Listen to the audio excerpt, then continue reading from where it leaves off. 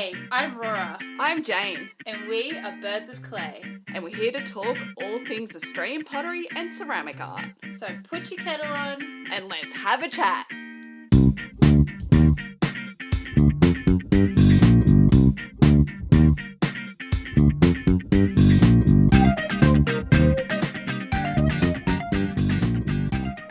We would like to pay our respects to the traditional custodians on the lands on which this podcast is recorded. We acknowledge the rich history of art, craft, and storytelling that has been occurring for millennia, and acknowledge elders past, present, and country as provider, protector, and guide. Working with clay is intrinsically linked to country, and we would not be here without the care and connection that our First Nations peoples have shown for thousands of years on this continent we call Australia.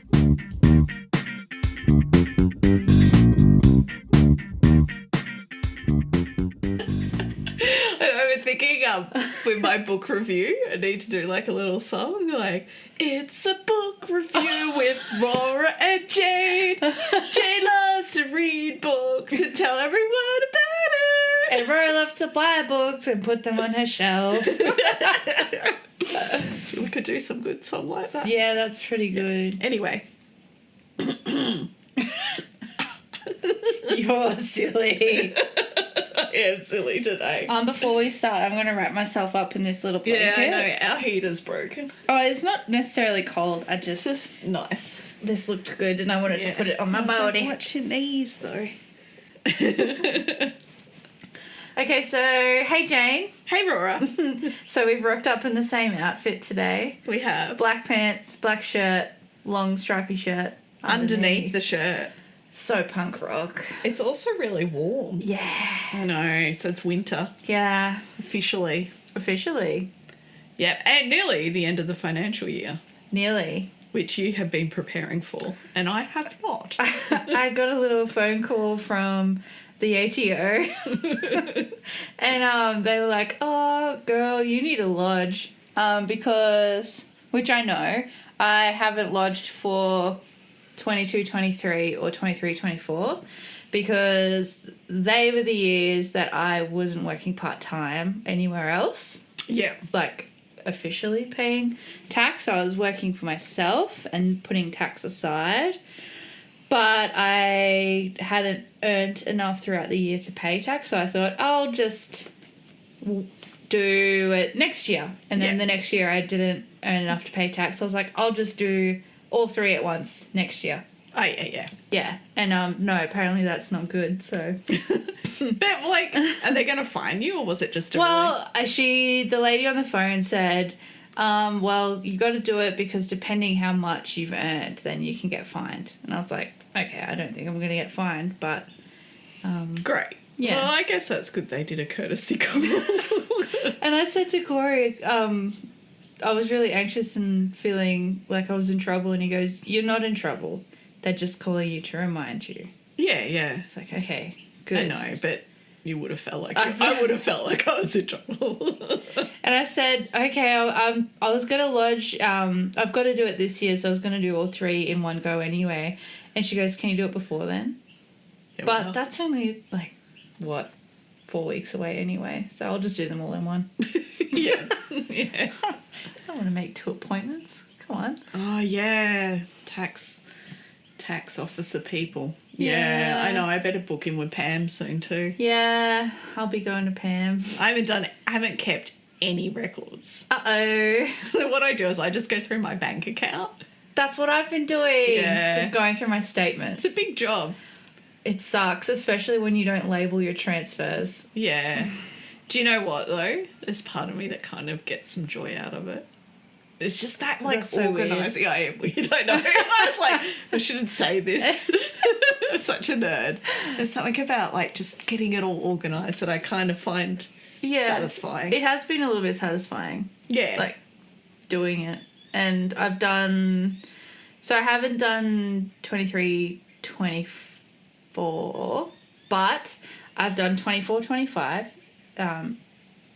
but not this month, obviously.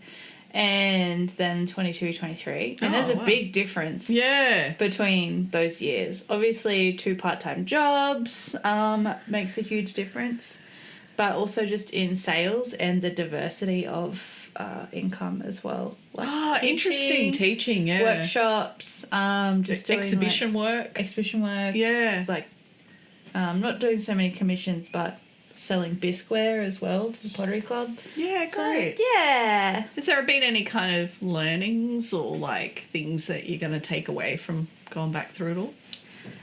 Maybe just that I am happy with where I'm at and with what I'm doing, and to just keep going. Yeah, great. Yeah. Yeah. Are you still feeling happy, like, with the part-time job and... Yeah. Also that, with a recent sale of a big piece, Woo! yay, that I need to put some time into making exhibition work and focusing on that. So, Yeah, don't we all? yeah.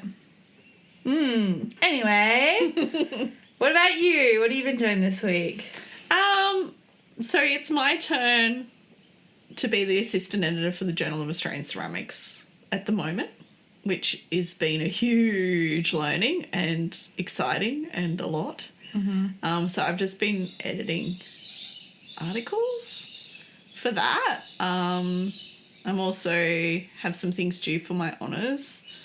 I also had the flu, and I'm also I've been asked to be part of an exhibition that's coming up. I don't know if we can talk about it yet or not. But anyway, an exhibition coming up, which is really exciting. But yeah, it's also been something that I've noticed happens in myself is that I'm really overwhelmed at the moment with all the things I need to do. I've taken on too much, which is typical me. But you know, when opportunities like this show come along, you can't say no. Like, Yeah. it's a pretty amazing career. Not defining, but career progressing. Yes. Yeah. Moment that I'm excited about. But yeah, because I'm overwhelmed, I feel like I kind of get a bit paralysed. Yeah. Does that ever happen to you? Yeah, I know that feeling. And I kind of get into a scroll hole, as they say, on my phone. Just anytime I think, oh, I've got to do this, and I start to get a bit anxious and overwhelmed with the task load, I'm just on my phone too much. Yeah. And I get so distracted, and I think that's exactly what it is. It's a tool for distraction, and yeah, I fall into that trap.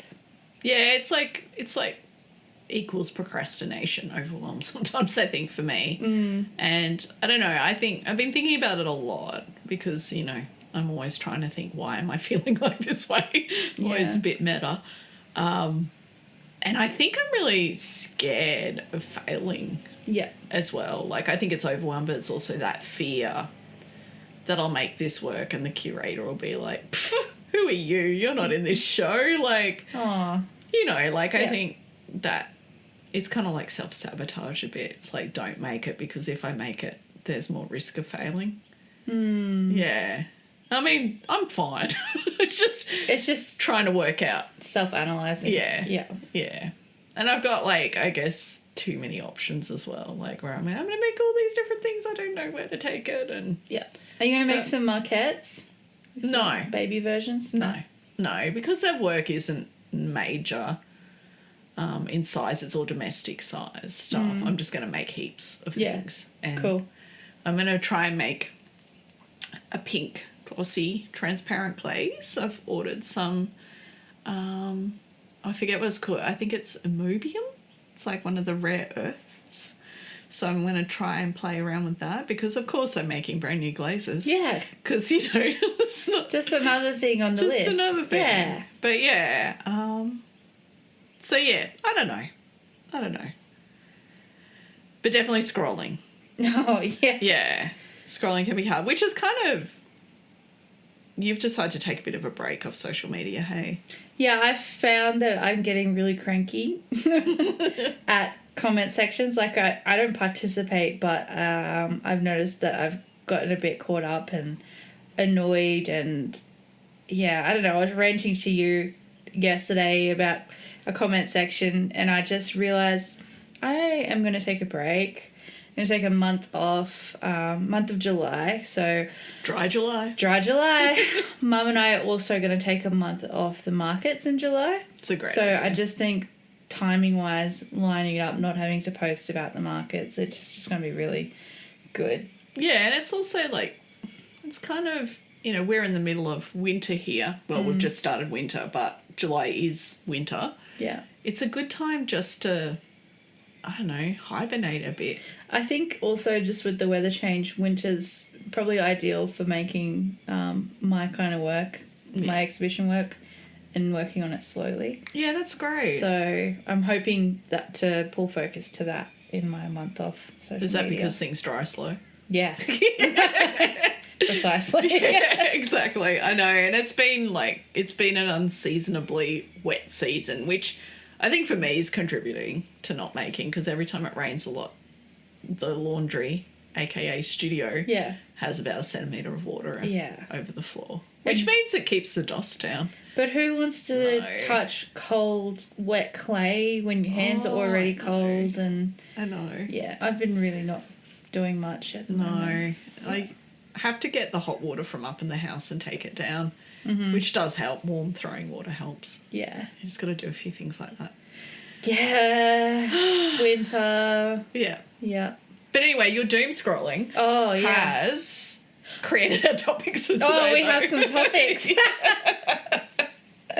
Yeah, there are a few controversial threads, or not threads, because that's an app now. I don't have that. But comment sections that I sent you and I thought could be interesting to talk about. Yeah, they were both deeply interesting, and I was like, oh, Rora, you've just given me so much procrastination material. Sorry. No, it was great. And, yeah, stuff that there's no clear answer on, but good discussion. And I don't think even talking about it before recording that we've really got a definitive stance No. either. No.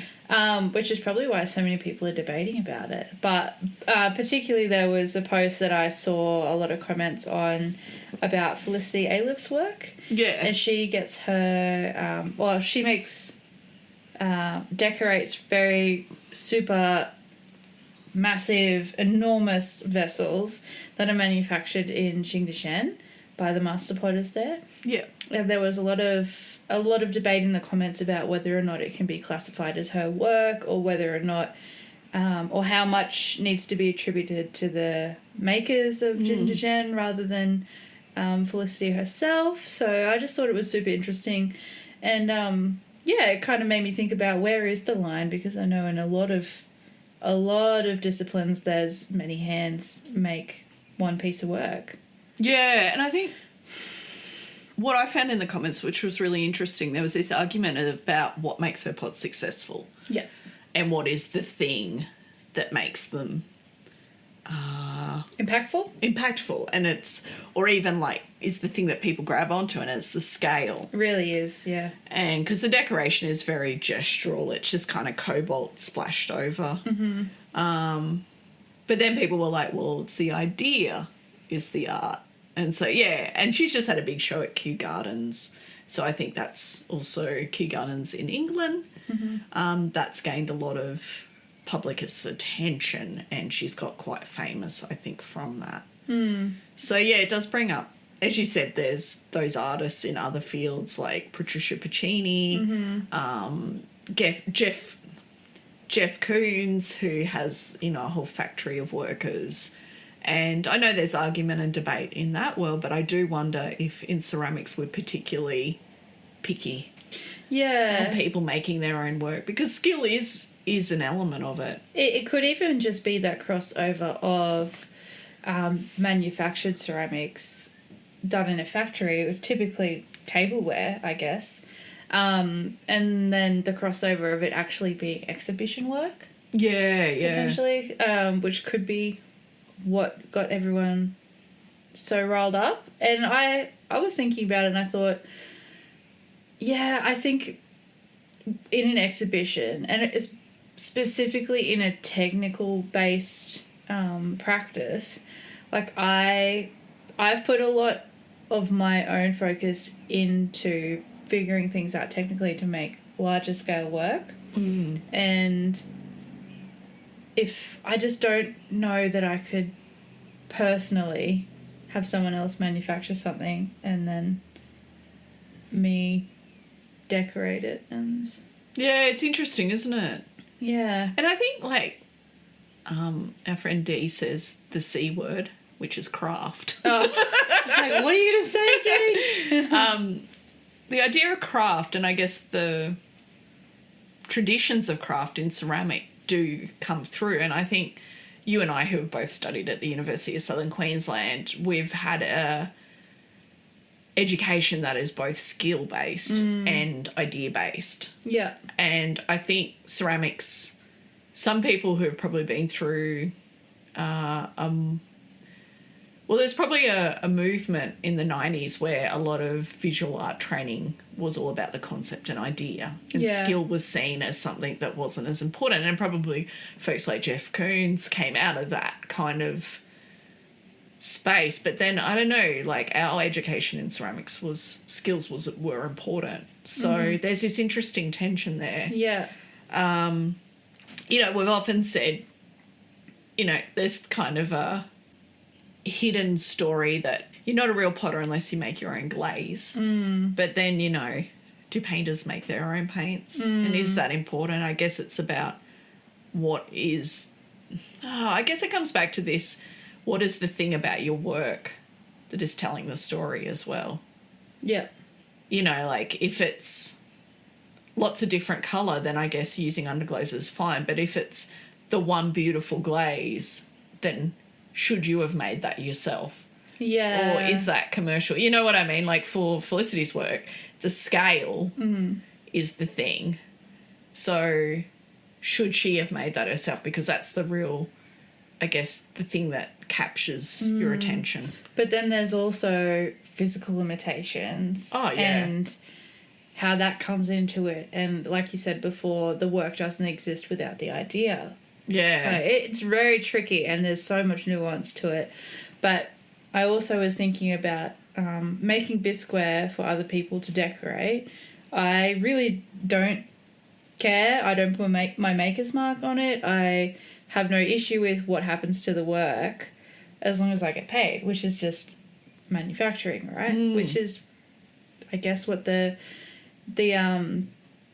masters of Ginger Gen, that's what they do. They master their techniques, they make the work, and they're probably not interested in what happens to it, really. Yeah, it's interesting, isn't it? Also, I think reading through the comments, it made me think of how places like Ginger Gen that have a very traditional, that have a tradition in pottery are all a lot about the collective, not the individual. Yeah. So the collective is like multiple hands go to make a work. It is therefore not owned by an individual. It's not an individual's work. It's like the collective's work. And it's a bit like, you know, other places that have traditions of ceramics like Japan who, you know, if you were in Shigaraki, you made Shigaraki ware. You didn't make your ware. And also like Stoke-on-Trent in England, you know, you made whatever, you know, spodeware or something, and you might have been a decorator or a maker. So you didn't really have this idea of, you weren't the individual maker. Yeah. You were part of a collective way of making, which I think, you know, is still really present in some of those communities. But also, people did get frustrated with that collective form of making, you know, like in Japan, they had the Sadisha. Sadisha, is that how you say it? Yeah, the Sadisha movement, which I think translates to crawling in the mud. Yeah, that's good. Where, you know, it was like the avant-garde. It was people like breaking from that collective tradition and wanting to make their own work and have individual expression. Yeah. So, yeah, there's all these tensions, isn't there? I was also thinking about Ai Weiwei and his sunflower seeds. Oh, So he obviously had a lot of people making those. Yeah. But what becomes more important? Is it the concept behind the work or how it's made? Yeah, it's interesting. And that works so, like, the multiples is what made it so impactful. Would you have stolen one if you went and saw it? Jane, Probably. I've heard that like people sell them on eBay and stuff. I've seen them on eBay and Have I've you? thought about buying one. And then I thought, no, ethically, don't do it. It's not right. But yeah, it's a can of worms, isn't it? It really is. But Yeah. I don't really know. But I think I said to Corey this morning as well, like, back in early uni days for me, when I was just on follow any ceramicist that I think their work is cool, I followed Felicity and I thought, wow, like, this is magnificent. I've never seen anything like this. The monumental scale of this work, that's really what impressed me. Yeah. And then when I found out that she, in fact, didn't make the vessels, I was like, oh, Yeah. you know. And I think that's the thing, isn't it? Is that there's not a black and white answer to this stuff. There's not a yes or no answer to this stuff. It's a complicated area. Yeah. Yeah. But there is credit in the, you know, the design and the idea, and, you know, what kind of maniac is going to go get these large things made and then worry about shipping them to England for a show? Like, there's so much credit to that as well. Yeah, totally. Yeah. And I mean, she's not a young person either. No, like, there's bodily restrictions. And people were talking about getting moulds made, things like that. I mean, yeah, so much. Yeah. Super nuanced, many layers. I'm sure, well, in the comment section, there are a lot of very strong opinions. There are a lot of people saying, okay, but where really is the line? You know, it's her idea, her design, her concept, blah, blah, blah. And then there are a lot of people that were like, oh, this is disgusting. Like, you must reference the makers. Yeah. Yeah. And then somebody, I think who was Chinese, said the makers don't give a shit. Yeah. Yeah. Which is interesting too. Like, I don't know. There was also one comment, which leads us into our next topic. Are we ready? Yeah. Yeah.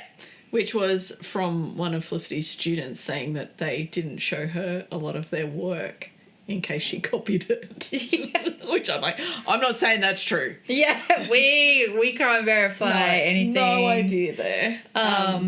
Could have been, they could have just been paranoid. Yeah, totally. Who knows? Totally. But it does lead us to our next controversial Instagram-inspired topic, which is around Copying. copying. Yeah, which in ceramics is a huge thing, right? Have you ever had your work copied? I don't think so. No.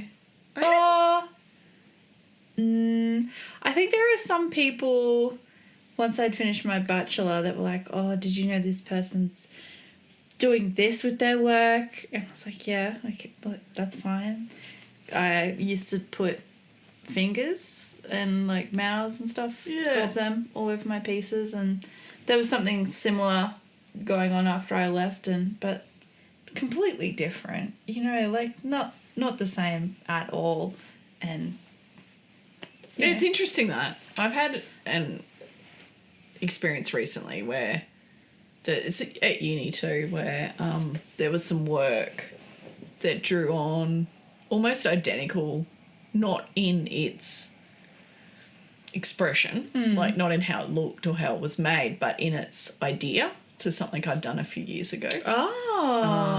And I was like, ooh. But then I was like, well, that idea was probably something lots of people have done. It wasn't really a just me idea. And it's something I never followed through with. Okay. But it does make you kind of go, oh. But then, I don't know, doesn't worry me. Yeah. Like, it's something I can work through and go, oh, that's different. I'm doing different work now. Yeah.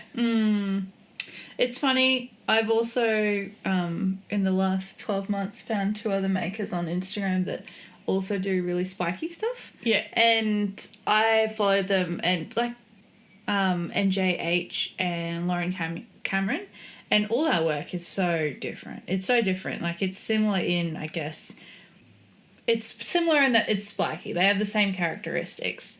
And I celebrate these artists and I love their work, and I just think it's so rad seeing them tackle similar things to me, because it's nice to know that someone else out there has to think about wrapping something so insanely impractical and trying to make it and like, yeah. Maybe you should like start a spiky pot alliance. Yeah, maybe. Share Maybe.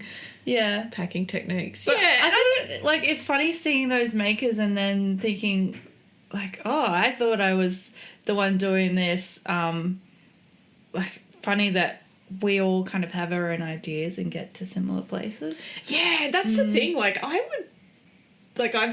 make stuff sometimes and I'm like, oh, I hope I haven't copied off anyone. It's like hard to even know. Yeah. Because exactly. especially if you're on like social media, on Pinterest or Instagram or any of those places, there's just so much visual input that you're like, your ideas come from that. Yeah. They can't not. Yeah. You know, or informed by that. But I think if you start with a concept and a story, and it's about you telling a story, your story, it doesn't have to be shared, but you're coming to it with your lived experience, then it's going to be yours. Yeah. It's going to be different. It's kind of like you said, sometimes things happen subconsciously.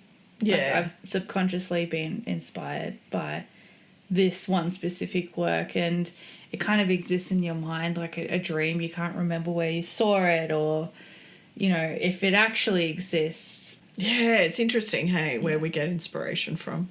Yeah. I mean, our head of school, he used to always say, nearly every exhibition opening, it's all been made before, but just not by you. Yeah. It's true. Which is kind of interesting, yeah. Yeah. But also, like, in one of our recent episodes, talking to Claire, it was really nice asking her about teaching her specific artist making style to people and how she said that, well, we can all write the same sentence with different handwriting too. Yeah, that's cool. And also at Gulgong, Aaron Scythe, he said that his work is all just an amalgamation of all the different things that have inspired him. And that comes directly from copying ideas. Yeah. Not necessarily directly, but different aspects of all different things that he likes. He said, he encouraged everyone, go, try, do this. What I'm making here, go and try. Like, I encourage you to copy me. Yeah, and I think that's a really interesting place because it's different to what you're doing in your studio to what you're then promoting as yours. Yeah, exactly. And I think copying can be an amazing activity or lesson in learning about something. But I think when you start copying someone exactly and then putting it into the world as yours, I don't know, I'm kind of saying something opposite now, but that's can be a bit problematic. But yeah. mainly for yourself. I don't know, like what's the fun of making if you're just not coming up with ideas and doing it yourself? It's kind of like attending a sip and paint, isn't it? Yeah. You're given these parameters and you are there to directly copy. And But it'd be like going to a sip and paint and then posting that painting as an original. And you know what I mean? Like Yeah. Because I think sip and paint, like I think I've done one. It was actually really fun. I really enjoyed it because it was like a different way of creating. Yeah, I want to do it one day. Actually. Yeah. And I mean, I don't know, this specific Instagram post, the woman was talking about how a big corporation had copied her work, got it made in China, and was in like a department store or something. And she was trying to take them to court over intellectual property rights. Yeah. Which, look, I started looking into intellectual property rights and copyright and all that last night, and I'm just going to stop there. Yeah. It's a bit of a minefield. It is. And I think with ceramics particularly, like, you know those vases? There's those, like, tube vases with little faces on them? Yeah. Like, who did that first? Who knows? Who knows? There's those kind of up and down vasey things. Like U-bend vases. You know, like I remember them being in Kmart and I was like, who did them first? Like, who knows? Exactly. There's some stuff in ceramics that just gets churned around. There was a good comment I saw under that video, which was, well, the people buying this, you know, cheap knockoff kind of replicated work, they're not your target audience anyway. They aren't the people out there looking for an original ceramic art piece anyway. So yeah, I know, you know, it's that thing. But also, are you going to get upset that Kmart sells mugs when you are a mug maker? I don't know. Like, well, we talked about this in the panel discussion in our last episode, where are people buying the mug, or they buying the whole story? They're buying the story, you know, especially when we're selling at the farmers markets, where they get to meet you face to face, they get to talk to you about your product, they know you in the community. It's a whole story that they're buying. Mm-hmm. They drink out of this mug and they're like, oh, Jane made this. It's a connection to that person, connection to art, connection to our community. You know, like... And what do you get from a Kmart mug? You just get a vessel, basically. Yeah. Which, you know, for $2. A connection to big factories in Vietnam or wherever they're made. Yeah. Completely different. Oh, I feel like it comes back to that original thing we were talking about a bit too. Like, I think about Pottery for the Planet, which is a really popular pottery company based in Noosa. They still make a lot of their stuff there, but they do get some of their stuff made in Vietnam. And there's been a real mix of opinions on that too. Yeah, it's kind of like in Keith's book. Keith Brymer-Jones. Yeah. Big Keith. He got to a point where his demand was larger than his capacity. Yeah. And it made sense for him business-wise to do that. And he kind of talks about how he wasn't on board with the idea and he didn't like the idea of other people making his work until he went to the factory and, well, many factories, in fact, before he found the right one. And he talked about how he admired how much care everyone takes in their work there, and he went and helped and, you know, chatted to the makers, and that ultimately made the decision for him that was what he wanted to do. It was so interesting reading it that. was. Hey, yeah, because I think it's something I'm always a bit like, ooh, feel uncomfortable when people don't make their own work, you know, like there is something that's like that. But then hearing his journey, he kind of understood. Yeah. And it was still really high quality because they went to a factory where the makers really cared. They were really, you know, it wasn't like a machine-operated slip press mold kind of, you know, not that there's anything wrong with slip casting, but, you know, like that kind of mechanised process. Yeah. It wasn't. It was people making it who were incredibly talented. Yeah. Yeah. So back to copying. I think there has been I think it was Glenn Barkley wrote a piece about the Great Pottery Throwdown and that some of the work that happens on there is direct copies of artists in the past and there's no reference to it. And I think that's an interesting point. Specifically like Native American. Yeah, cultural stuff, but also, I can't think of her name. She did it'll come to me. But yeah, a famous ceramicist did really decorative, like not decorative, really like figurative, kind of gestural underglazes. I can find it now if we need to. But anyway, one of the contestants, is that the right word? One of the potters made a bathroom work that was pretty directly her style. Oh, really? And there was never any reference of it. And I think that's an issue when you don't reference. Like, there's no way she could have done that style without knowing this woman's work. It's also tricky too because if you're a contestant, you don't have a lot of power over the edit. Like, she may have said, I've made this inspired by this person, and it could have got cut out for time. Yeah, for sure. I know. It's so complicated. I feel like we've yes, no. Yeah. And that's why I think these two Instagram posts have probably had so much traction, is that they're these really wriggly. There's no clear answer. No, and even within myself, I'm like, that's wrong. No, that's okay. You know. I mean, I think what's interesting is this woman who posted the video has made work that looks very similar to someone else's work. Yeah, kind of ironic. Yeah, it is. And I think you got to be so careful coming out all guns blaring, you know, saying I'm outraged when, like, look around. Like, sometimes stuff is. Yeah. And I think at the end of the day, if you yourself are being authentic in what you're making and really, really trying to push your techniques or your ideas and just truly being honest with yourself and your work, that's going to be the most important thing. You know, if you are so afraid of copying, and maybe they copied you, maybe they actually copied someone else's idea that you're not aware of, because there are a lot of similar things out there in the world. Especially if you're making functional ceramics. Like, there's only so many ways you can make a vase. Exactly. I mean, maybe I'm a bit close-minded, but...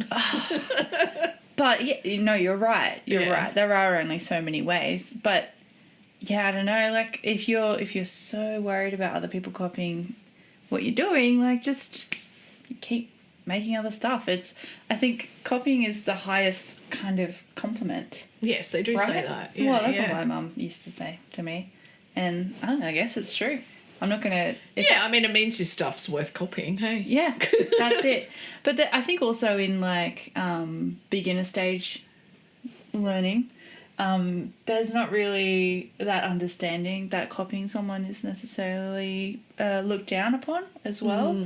Like, people finding things on Pinterest. Oh, totally. Right? The Pinterest girlies, they want to make exactly this mug that they've seen on Pinterest, not really understanding that there's someone behind that mug and a whole bunch of years and trial and error. Yeah, exactly. And like, they've got their own client base, and then this person wants to go and make exactly the same work.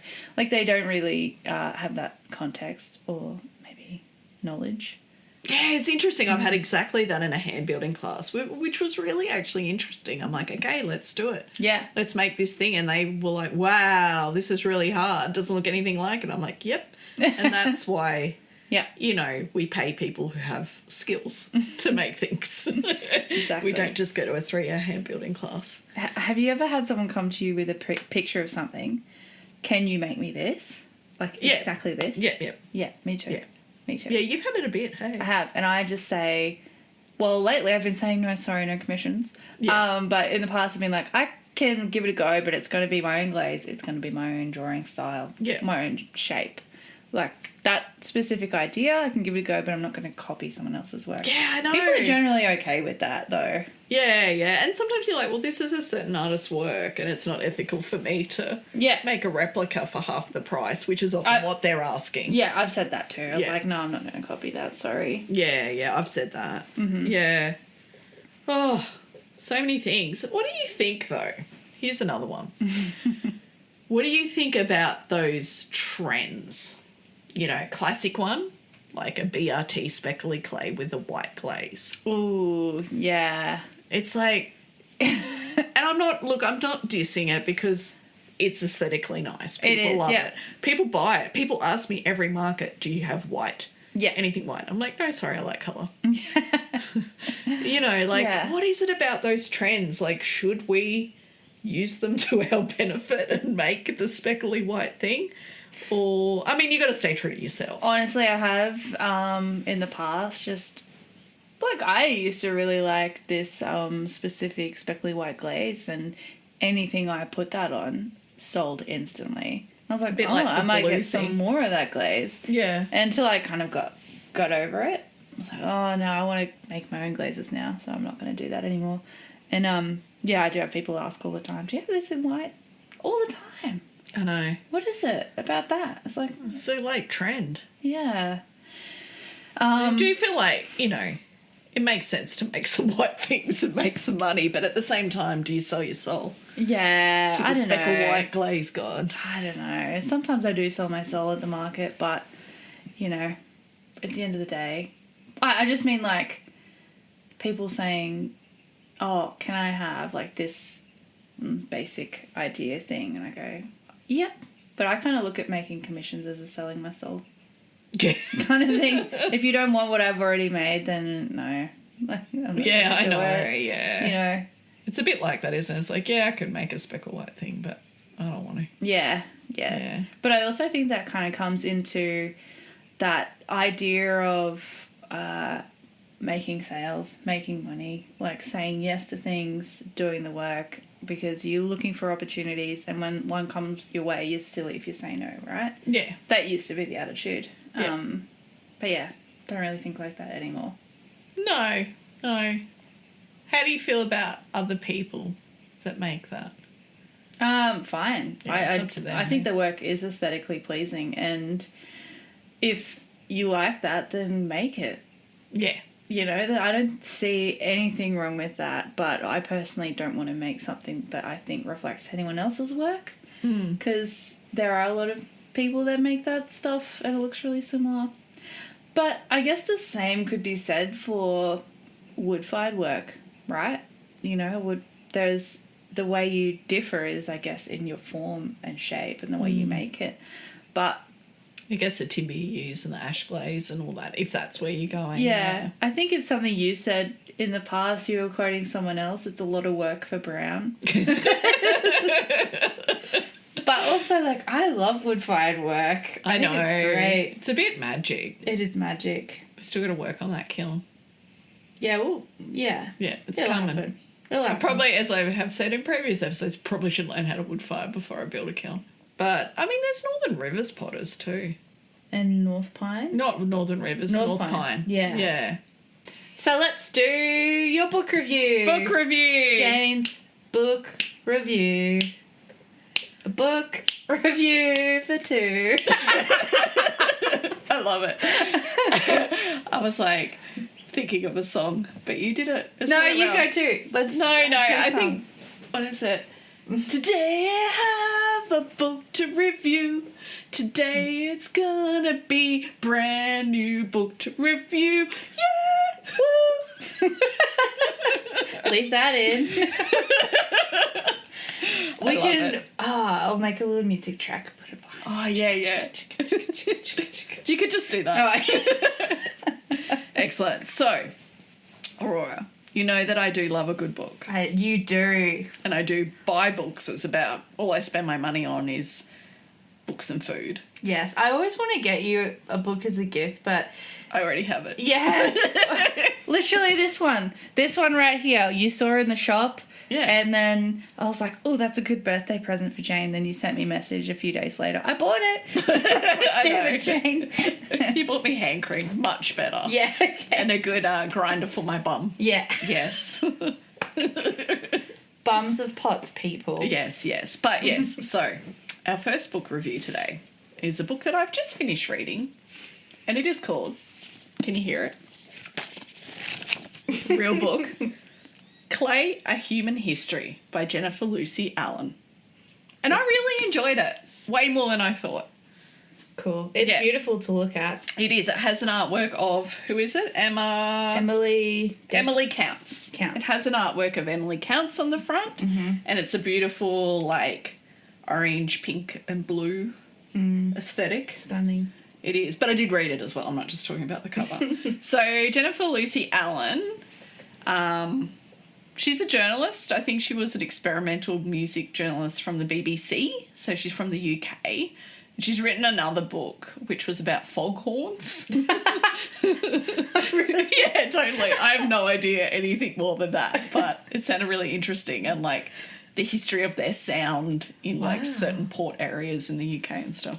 Wow. Yeah. But this book, like, she didn't just randomly go, I'm going to write a book about clay.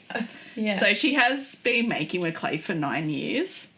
And a bit like you and me, I think she got a bit obsessed with the material and just thought, oh, this is so much in it. And she's written a lot of chapters in the book, and each chapter has a theme. And it has like a collection of stories, and it's around connecting clay to history and culture. So it's not like this is the story of clay. It's like, here are some interesting anecdotes, which I found it a really nice structure. Yeah. Because I always read before I go to bed, so I could read 1 or 2 chapters before bed. Some of the really interesting bits and pieces that were in it. So there is one chapter on figures or figurative work, and she starts off with I think it's the Venus of Dolny Festonus.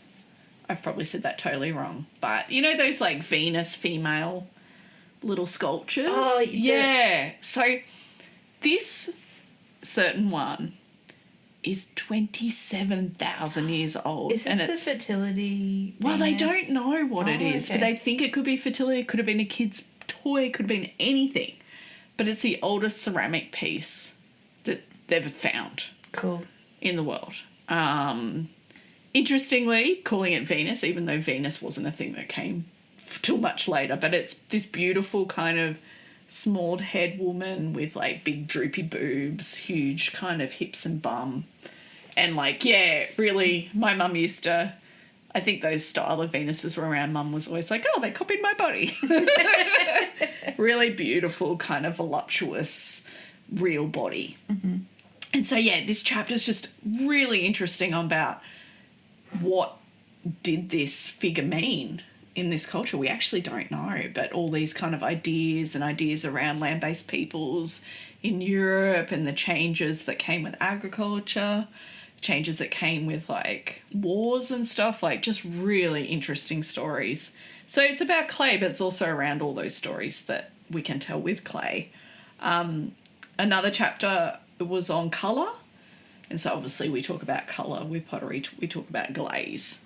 And they talked about Bernard Leach's pots. But there was this really interesting woman, Nirmala Patwardhan, I probably said that wrong, but an Indian woman that went and did an apprenticeship with him that actually developed most of his amazing glazes. There is a quote, I've got a quote. In 2006, a large bottle by Leach was sold at Bonhams. It has a narrow neck, sloping shoulders and a stout middle, like a farmer with a fondness for ale.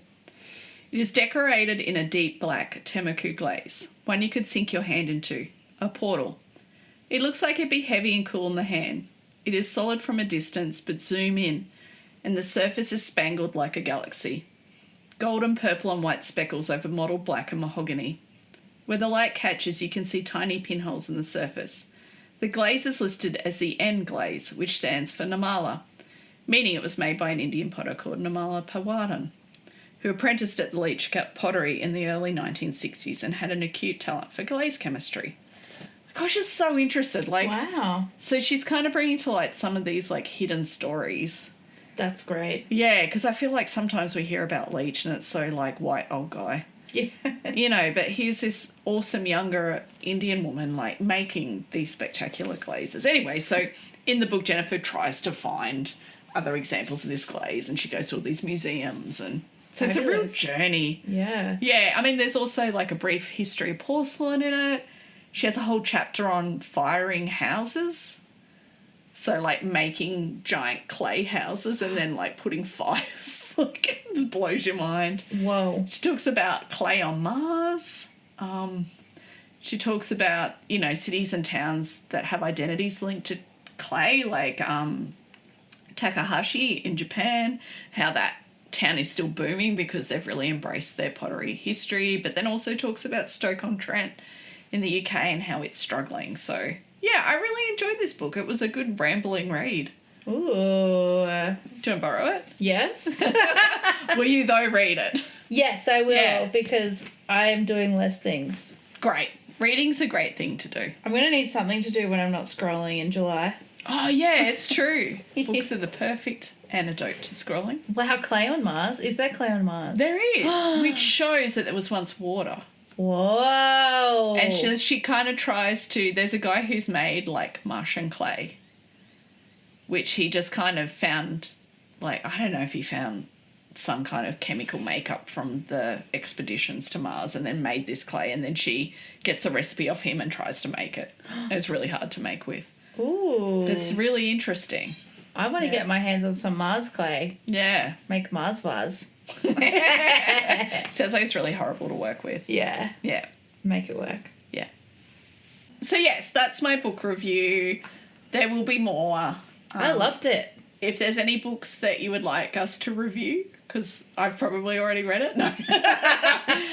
Let us know. I think we should do a couple. Yes. Yep. Ooh, how about next one can be the Atlas of Ceramic Forms? Is that what it's called? Atlas of... Yeah. The Barclays Atlas one. Because I've got it and I haven't read it yet. Yeah, great. It's one of those ones that's not like a cover-to-cover read. It's more like an atlas. It's like a dip in and out of. But I've read a lot of it. Okay, sweet. Yeah, I believe it's that. really good. And the other one, which I know people love him, people hate him, Florian Gadsby's by Yeah, my own cool. hands. So I had a big one to talk about Yeah, too, I nice. think. Because I actually really enjoyed that. Yeah, me too. Spoiler alert. Yeah. Yeah, sweet. Biased. I've got to go home and calcine some kaolin. Oh, what are you doing that for? I have tested a glaze. It's like this opaly white. It's called Himmelscham's Isberg on Glazy. Ooh, cool. And it's very, very nice. I've tested it. It's beautiful. I did see the test. It reminded me a bit of like a Lynette's Opal kind of, but Yeah. a bit more special. Yeah, it's kind of also very similar to my wood ash glaze, but my wood ash glaze crazes on its own, and this one hasn't on this clay body. So I'm like, oh, okay, cool. But I guess it depends what wood ash you use and how much of it. And Yeah, I don't know. do you buy wood ash or do you use it out the No, stove? I used the wood ash from the trees on my property. Yeah, lovely. Yeah, Do you could. wash it or just No, I didn't, because I wanted it to be a bit. dynamic? Yeah, and it does have a bit of like, ooh, what is that? Is it ash? There's something in the glaze. It's Yeah, cool. Yeah. I know. I remember those ones you made. They were very beautiful. And now I just use that one to layer over things. Yeah. Now. Super fluxy, makes really interesting colours. Drippy glazes. Very Nice. nice. Very Yeah. nice. Yeah, cool. So that's this afternoon. Calcining. Calcine. I got to figure out. kaolin. It's hard to say calcining kaolin. It was the first time I've ever done it when I made the test. I was thinking, okay, I've got like 3 glazes to make test batches of, looking at the ingredients. Oh, that one needs calcine kaolin, and I just put a bisque on. So I just opened the door, pulled out a bowl, and filled it with some kaolin, and then put it back in. So that's all you do? Yeah, you just bisque it. Oh, wow. So So what yeah, because kaolin has such a high I don't melt. I don't temperature. super understand. Is kaolin silica? Yeah, Yeah. it's clay, so I think it has something to do with the glaze crawling. Oh, how interesting. I could be super wrong here. I'm not 100%. Well, let's just keep talking. This is really interesting. Well, that's all I know. Yeah. I just don't want to put any information out there that's incorrect and have someone else be like, well, I learned this on Birds of Clay. Have you ever made a good clear glaze? No. No. Have I tried? No. No. I can't even remember who said this to me. Well, it might have been David, actually. That it's just good to use commercial clear. Yeah, no, I feel like there's a few folks at uni that say that. I'm fine with it, honestly. Yeah, but I see the thing is I'm wanting to make transparent, slightly coloured. True. So for this body of work. But Yeah. anyway, I will try. I've got some recipes. I did just say I was okay with using commercial transparent, but I'm actually not happy with any of the commercial transparent I have currently. So maybe I'm No. not. So maybe I will try I'm and make happy one. with the one, but I'm using it, but it's really expensive. Yeah. People, if you have any transparent Cone 6 recipes, send them our way. Zinc free? Zinc free would be fantastic. Yeah, that's the kicker. Yeah, that is Yeah. the kicker. Yeah. Yeah. Okay, well, I guess better let you go. Calcine some kaolin. Yeah. Thanks for coming over and having a chat. No worries. We hope you all got something from that fun. It was were we a bit wishy-washy? Maybe. A bit rambly. I don't know. No. Hope it was fun, and I hope whatever you've made while listening to us is beautiful. Yeah. And that it doesn't crack. Okay. Thanks, everyone. Thanks Bye, for tuning Aurora. in. Bye. Bye, Jay.